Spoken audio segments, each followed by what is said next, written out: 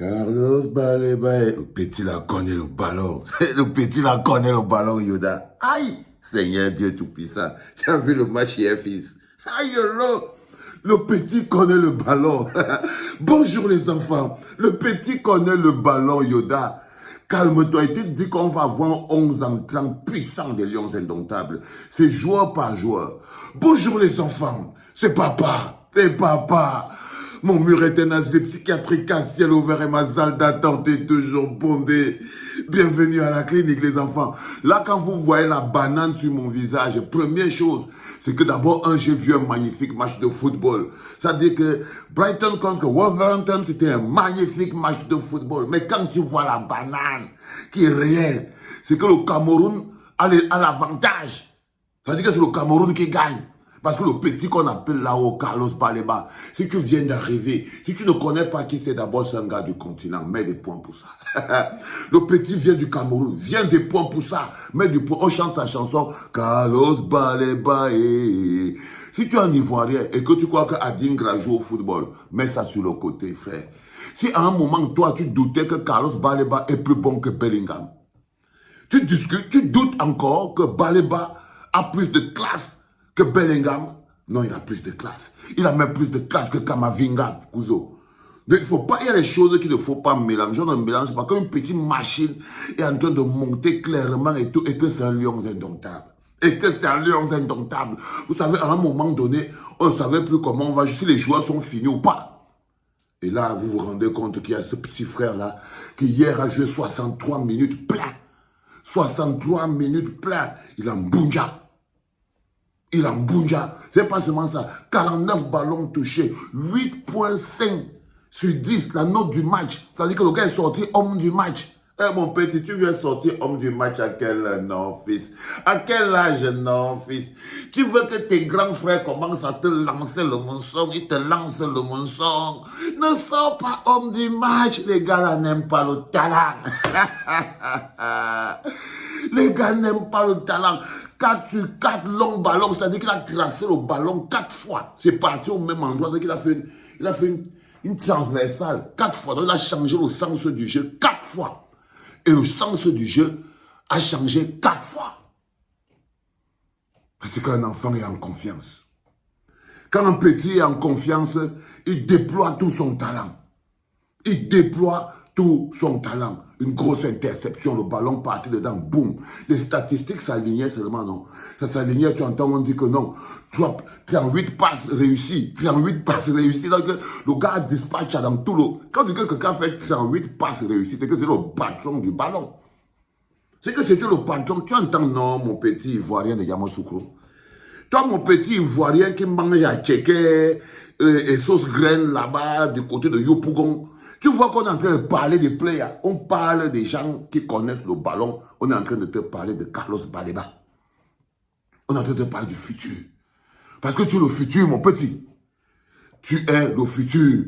C'est-à-dire que demain, quand on va commencer à parler des joueurs de football, ceux qui seront la génération 2014-2015, c'est une génération qui aura beaucoup souffert.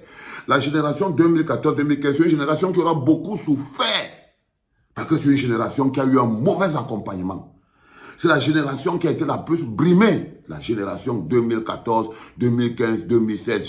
Et puis, il y a eu les Carlos Baleba. Ils sont venus, d'autres se sont rebellés avec le talent. Parce que Baleba, par exemple, il se rebelle avec le talent.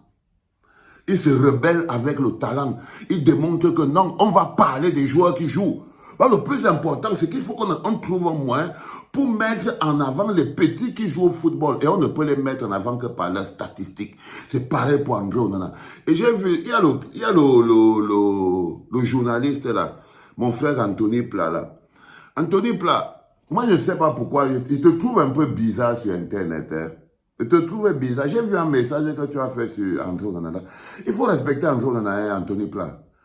Non, non, non, frérot. Je te promets, tu peux avoir tes points de vue, tu peux avoir tes business, tes bails avec le docteur et tout. Mais parfois, il faut rester un peu professionnel. Tu vois, c'est toujours une joie pour un gardien d'arrêter un penalty. C'est toujours une joie pour un gardien. C'est toujours un moment d'intense émotion. C'est toujours un moment qui est comme si on a gagné la Coupe du Monde. Quand tu vois... Excuse-moi, Yobolo. C'est que c'est déjà sur Anthony Pla là. Et que quand un gardien arrête le pénalty Anthony Pla, c'est toujours un moment d'intense émotion. Tu ne peux pas venir banaliser ça. Je ne sais pas pour quelle raison. Tu as un problème personnel avec Anthony Pla. Vous vous connaissez. Il est venu draguer ta soeur. Il a enceinté ta femme, il a fui. Qu'est-ce qui se passe, mon bon grand, mon bon petit? Je sais même pas ce que tu es. Non, je t'ai repéré là sur Internet, en train d'essayer de, tu vois, de faire du sale et tout. Sors de ce rôle-là, fiston. Sors du rôle-là. Sors du rôle-là, c'est un très mauvais rôle. Tu as plus d'avantages et plus de, tu vois ce que je veux dire, en restant un homme objectif. Sors du rôle faut pas être le journaliste à gage. Tu t'attaques pas à un petit qui ne t'a rien fait. Il a ses problèmes au pays. Il dit que les affaires de famille, il ne faut pas venir mettre ta bouche dedans. Ce que tu vois là, c'est une affaire de famille. Ce n'est pas une affaire. Tu entends, non? Les enfants, il faut dire ça à Anthony Pla. Que ce qu'ils voient à l'intérieur de chez nous, là, au niveau des Lions et Nantes, c'est une affaire de famille. Donc, qu'il arrête un peu de faire du n'importe quoi, parce que j'ai vu son post sur André. Non, c'est parce qu'il a arrêté le pénalty qu'il a gagné la Coupe du Monde. Mes frères, tu sors d'où? Tu es un villageois ou quoi? Tu es un villageois à Pla. Non, fais gaffe, frérot. Fais attention, sinon c'est ton pied qui va rester à l'intérieur de ça. Mais tu as vu le match de Carlos Baleba, non, Anthony Pla? Toi-même, tu as vu le match de Carlos Baleba. C'est un match plein.